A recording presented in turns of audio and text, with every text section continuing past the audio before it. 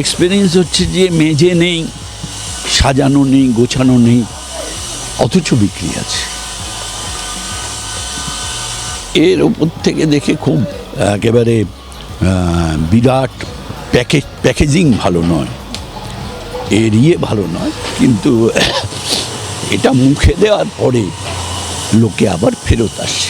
এই মন জিনিস বলুন বা মিও অ্যামের হচ্ছে আরও শতগুণেও ভালো।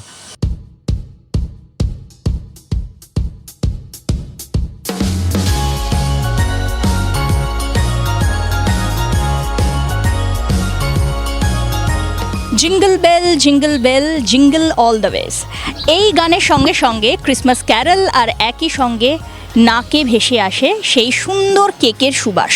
তার কারণ ক্রিসমাস ডিসেম্বর মানেই আমরা জানি যে বাংলা এবং বাঙালির এই কলকাতার ক্রিসমাস মানে একটা পুরো দস্তুর ফেস্টিভ মোড, আর তার সঙ্গে সেই জায়গা যদি হয় পার্ক স্ট্রিট কিংবা বো ব্যারাক, তাহলে তো সোনায় সোহাগা। আর এই মুহূর্তে সেই জায়গাতেই দাঁড়িয়ে আছি, অর্থাৎ কলকাতার ক্রিসমাসের অন্যতম প্রাণকেন্দ্র এই বো ব্যারাক। কিন্তু এই বো ব্যারাকে এলে কেক তো মাস্ট ট্রাই করতেই হবে আপনাদের। তার জন্য আজ এই বো ব্যারাকে কোথায় সুস্বাদু কেকের অথেন্টিক স্বাদ আপনারা পেতে পারেন, সেই রকম সুলুক সন্ধান দেওয়ার পালা। তাই আর দেরি না করে চলুন যাওয়া যাক।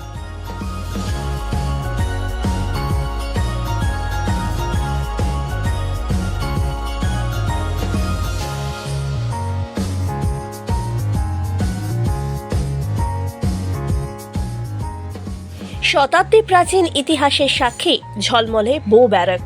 বয়স বাড়লেও কলকাতার এই অ্যাংলোপাড়া আজও বৃদ্ধ হয়নি। ক্রিসমাসের প্রস্তুতিতে উৎসবের মেজাজ, আর শহরের এই তরতাজা অংশটির স্পর্শ নিতে এই মহল্লায় বড়দিনের আনন্দতে আসেন 8 থেকে 80। গোটা এলাকায় প্রাণের দীপ্তি ঠিকরে ওঠে বড়দিনের আগে। চেনা ছবিতে প্রাণ ফিরে পায় কলকাতার এই অ্যাংলোপাড়া।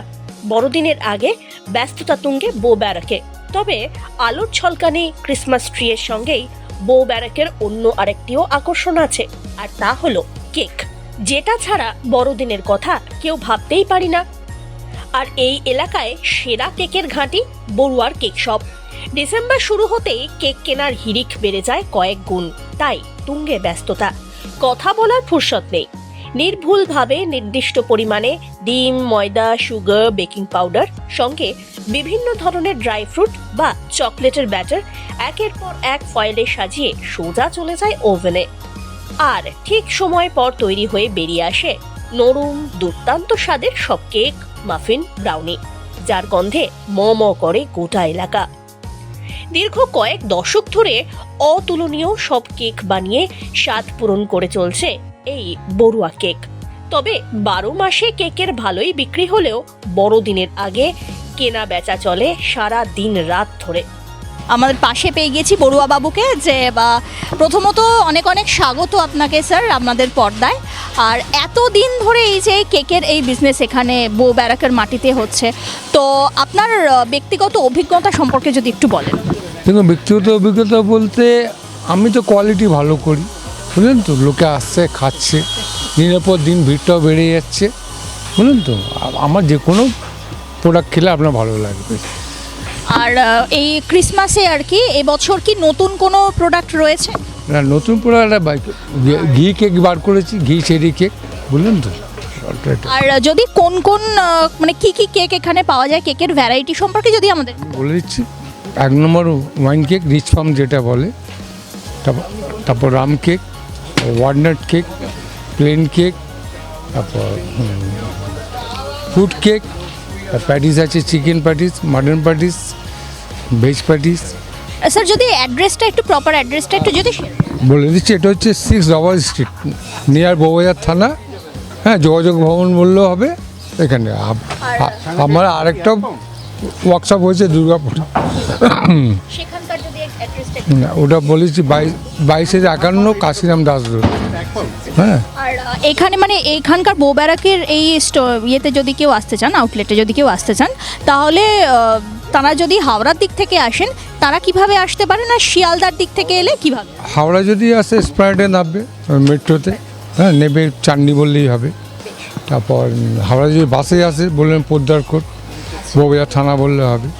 হ্যাঁ আচ্ছা সাম্বায়ের দিয়ে এলে তো সোজা এলে যোগাযোগ ভবন বললে হবে, বুঝলেন তো? শিয়ালদা থেকে এলে বাস ধরবে, বলবেন গাঙ্গুরাম, হ্যাঁ গাঙ্গুরাম সামনে স্টপেজ বলে নেমে যাবে, যেটা হাওড়ার বাস যাচ্ছে। হ্যাঁ, দিয়ে তারপরে সোজা বউ ব্যারাকের ভিতর দিয়ে আমরা এখানে চলে আসতে পারি একদম।